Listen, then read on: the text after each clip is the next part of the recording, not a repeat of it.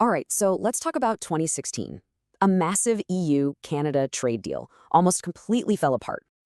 And it was all because of this tiny Belgian region, Wallonia. Think of it like Asterix Village.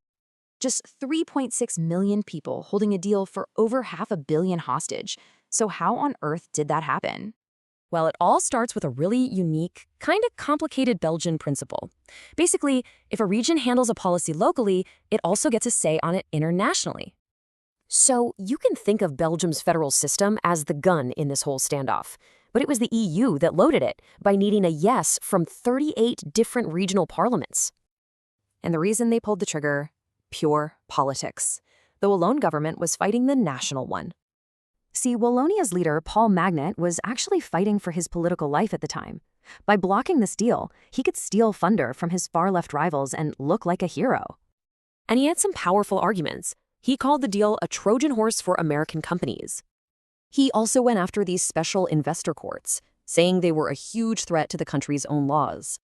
And all of this led to a massive diplomatic meltdown back in October 2016.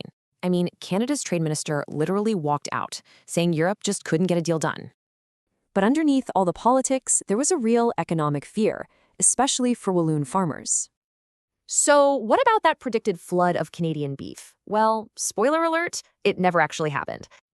Yeah, get this. By 2022, Canada had only used 3% of its beef quota. 3%. So here's the kicker. The economic threat wasn't real, but the political fallout, that was permanent. This whole crisis basically killed the old way of doing things, especially those controversial investor courts. It proved that these huge trade deals now need public buy-in, a social license, to actually work. Which leaves a huge question for any future deal, say with India.